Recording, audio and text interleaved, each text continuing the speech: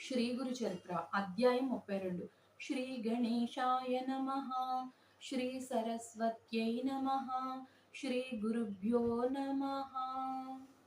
బృహస్పతి ఉపదేశించిన స్త్రీ ధర్మాలను సిద్ధయోగి ఇంకా ఇలా వివరించారు. బృహస్పతి ఇంకా ఇలా చెప్పాడు: దేవతలారా, సతులకు భర్త మరణించినప్పుడు భర్తతో సహగమనం చేయడం ఉత్తమం. కానీ భర్త దూరదేశంలో ఉన్న, ఆమె గర్భవతి అయినా లేక ఆమెకు పాలు త్రాగే బిడ్డ ఉన్నా అప్పుడు మాత్రం సహగమనం చెయ్యకూడదు. అటువంటి స్త్రీ యావజ్జీవితము విధవా ధర్మం పాటించినా కూడా ఆమెకు నిస్సందేహంగా అలాంటి ఫలితమే వస్తుంది. విధవా ధర్మాలు కూడా ఎంతో పుణ్యప్రదమైనవే. ఆమెకు జుట్టు తీయించుకోవడం ప్రధాన కర్తవ్యం. లేకుంటే ఆమె జుట్టు అనే త్రాడుతో భర్తను కట్టివేసిన దోషం వస్తుంది. గతించిన భర్త కూడా పతితుడు అవుతాడు. అప్పటి నుండి ఆమె నిత్యము తలస్నానం, ఒక్క పూట భోజనము చేస్తుండాలి. అది కూడా స్వల్పంగా తింటే మరింత శ్రేష్టం. ప్రాణాలు నిలుపుకోవడానికి ఎంత అవసరమో అంత మాత్రమే తినాలి. 3 రోజులకో, వారానికో లేక పక్షానికో ఒకసారి చొప్పున యథాశక్తి ఉపోషించడం గాని, లేకుంటే చాంద్రాయణ వ్రతం ఆచరించడం గాని ఎంతో శ్రేయస్కరం. పాడ్యమి నాడు ఒక ముద్దతో ప్రారంభించి శుక్లపక్షంలో తిథికి ఒక ముద్ద చొప్పున పెంచుకుంటూ వచ్చి పౌర్ణమి నాటికి 15 ముద్దలు తినడం, అటు తర్వాత చంద్రకళలను అనుసరించి మరలా తగ్గించుకుంటూ రావడమే చాంద్రాయణ వ్రతం అంటారు.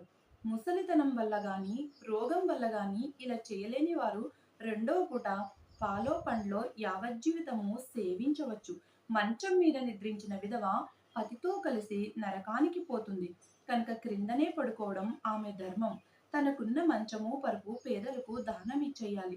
రంగు చీరలు ధరించక తెల్ల వస్త్రం మాత్రమే ధరించాలి. భర్తకు ప్రియమైన వస్తువులను సద్బ్రాహ్మణులకు దానం ఇవ్వాలి. అభ్యంగనము, తలంటి స్నానము, సుగంధము, పువ్వులు, అలంకారాలు, తాంబూలములను ఆమె పరిత్యజించాలి. పితృయజ్ఞం చేయడానికి మగబిడ్డ లేనప్పుడు ఆమెయే నిత్యము తన భర్త గోత్రాదులు చెప్పి అతని ప్రీతి కొరకు తర్పణం చేయాలి. అప్పుడు తన భర్త విష్ణుదేవుని రూపంగా ఉన్నాడని తలచి పూజించాలి. ఆమెకు కొడుకు ఉన్నప్పుడు అతని అనుమతి తీసుకుని మాత్రమే ఇవన్నీ చేయాలి.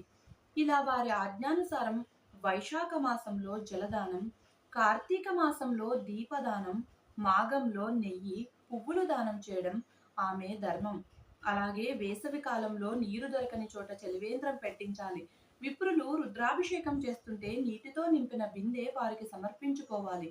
కార్తీక మాసమంతా యావాన్నమేతుంటూ నక్తావ్రతం ఆచరించాలి.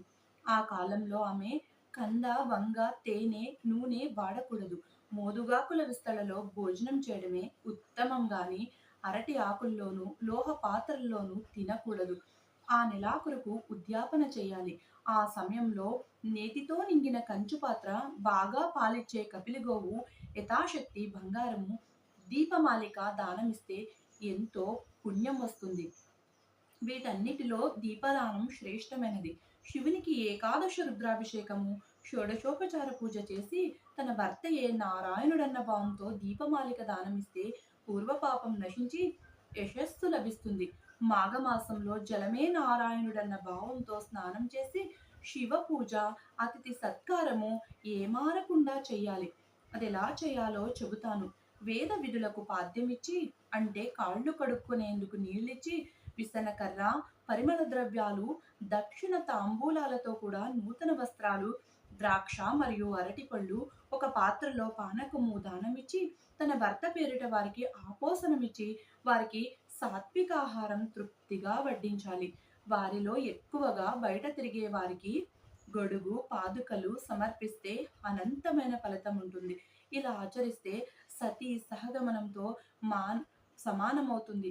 ఆమె భర్తకు కూడా పాపం నశించి స్వర్గం లభిస్తుంది. పతివ్రత అయిన స్త్రీ భాగీరథితో సమానము.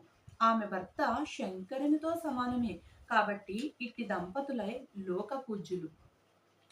బృహస్పతి చెప్పిన ధర్మాలలో స్త్రీలకు 2 మార్గాలు కనిపిస్తున్నాయి. దైవభక్తి గలవారు సహగమనం చేయవచ్చు.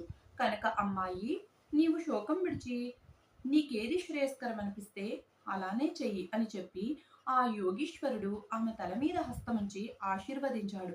అప్పుడు ఆమె, యోగీశ్వరా, మీరే నాకు తల్లి, తండ్రి, బంధువులు, వేరెవరూ లేరు. ఇంకా దూరదేశంలో నేను ఒంటరినైనప్పుడు మీరు తారసిల్లారు. యుక్త వయస్కురాలనైన నాకు వైదవ్య ధర్మం ఆచరించడం కత్తి మీద నడక వంటిది. యవ్వనము, సౌందర్యము కలవారికి ఈ లోకంలో నిందలు తప్పవు. కనుక నాకు సహగమనమే నచ్చింది. అదే ఆచరిస్తాను. నన్ను ఆశీర్వదించండి అని నమస్కరించింది. ఆయన ఆశీర్వదించి, తల్లి, త్వరలో నీ భర్తను తప్పక కలుసుకుంటావు. నీవు ఇంత దూరం గురుదర్శనం కోసం వచ్చావు. కానీ విధివశాన జరగరానిది జరిగిపోయింది.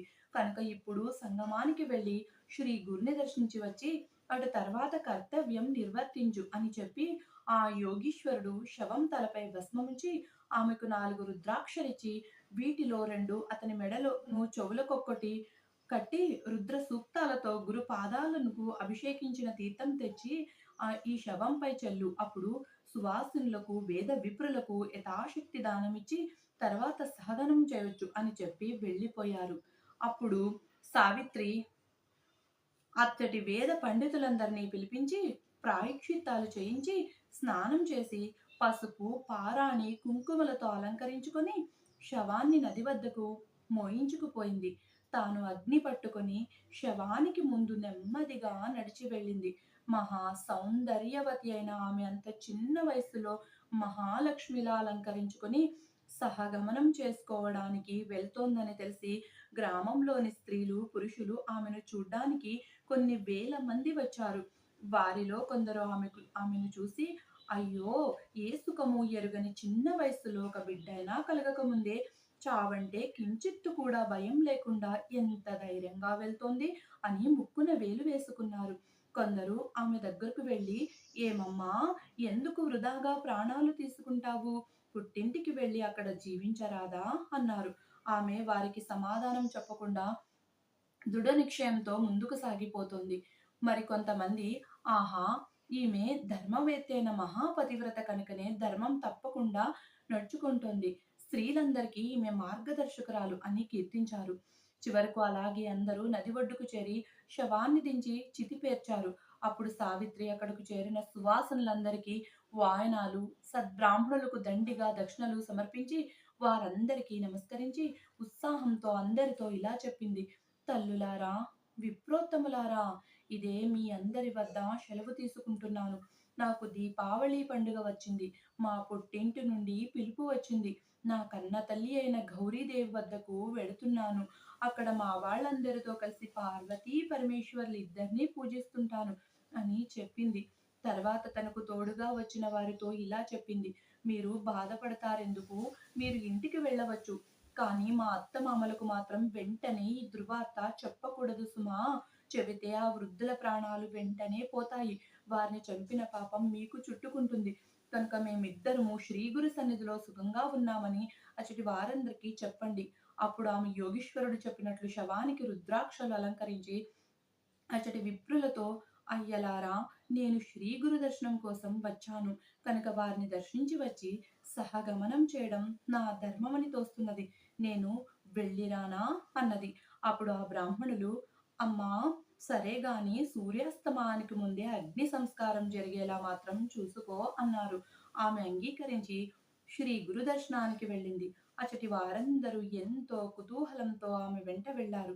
సావిత్రి మెల్లగా నడుస్తూ మనసులో శ్రీగురునిలా స్తుతిస్తున్నది. స్వామి, మీరు సర్వేశ్వరులు. శరణు కోరిన వారందరికీ పురుషార్థాలన్నీ ప్రసాదించగల వారిని మీ కీర్తి విస్తరించింది. త్రిగుణాతీతులైన త్రిగుణాలను ధరించి సృష్టి స్థితి లయాలను చేసే త్రిమూర్తి స్వరూపమే మీరు. మీ వల్ల కానిదేమున్నది? కర్మ సూత్రాన్ని అమలుపరిచి దండించదగిన వారిని దండించే కర్మ ఫలప్రదాతలు మీరే.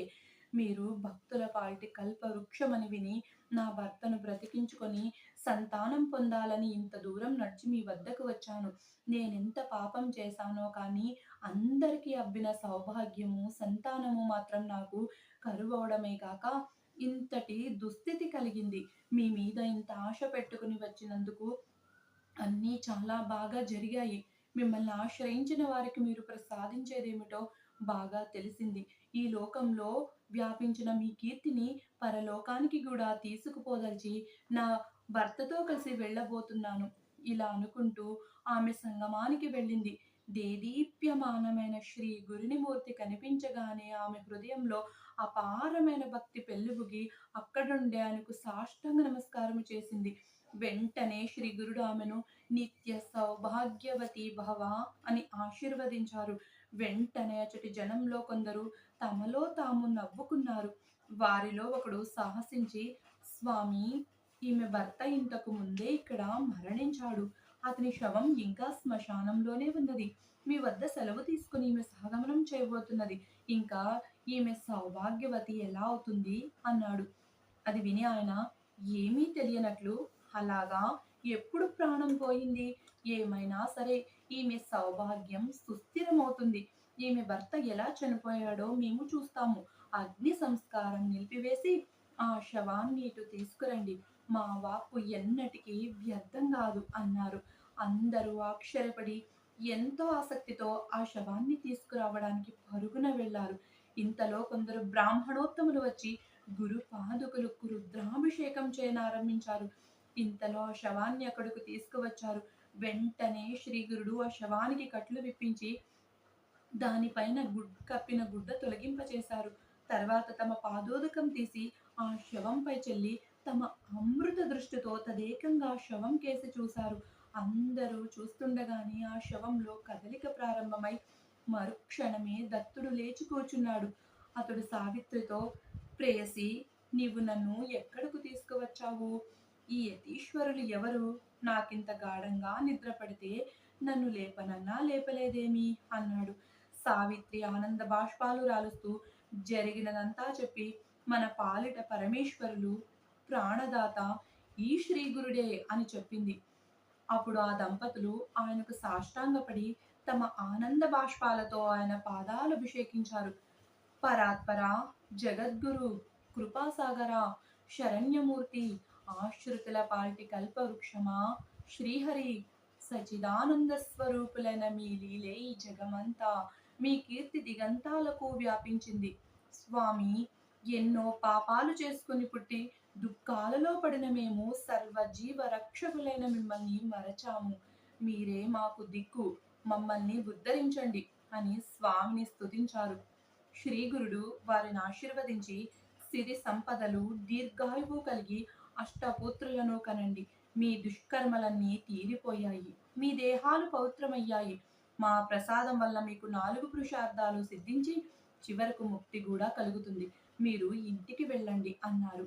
అది విన్న జనమంతా జయ జయ ధ్వానాలు చేస్తూ స్వామికి నమస్కరించి హారతులు ఇచ్చారు.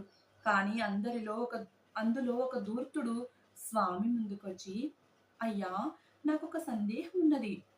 నొసటి వ్రాత తప్పించడం ఎవరి తరమూ కాదని వేదశాస్త్రాలన్నీ చెబుతున్నాయి. బ్రహ్మవ్రాత నిజమే అయితే ఈ చనిపోయిన వాడు తిరిగి ఎలా బ్రతికాడు అన్నాడు. స్వామి నవ్వి, బ్రహ్మ అనుమతితో మేము వచ్చే జన్మలోని అతని జీవితకాలం నుండి 30 సంవత్సరములు ఈ జన్మకు మార్చాము. అంతేగాని విధి వ్రాత అన్నది వాస్తవమే అని చెప్పి అతనికి దివ్య దృష్టిని ప్రసాదించి ఆ సత్యం దర్శింపజేశారు. ఆ బ్రాహ్మణుడు నిరుత్తరుడయ్యాడు. అందరూ ఆశ్చర్యంతో తమ ఇళ్లకు వెళ్ళిపోయారు. నాటి నుండి శ్రీ గురుని కీర్తి వెల్లువలై దశ దిశలా వ్యాపించింది.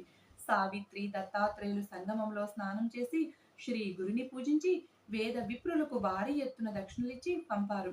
అప్పుడే సూర్యుడు అస్తమిస్తున్నాడు. ఆ దంపతులను వెంట తీసుకుని శ్రీ గురుడు తమ మఠానికి చేరుకున్నారు.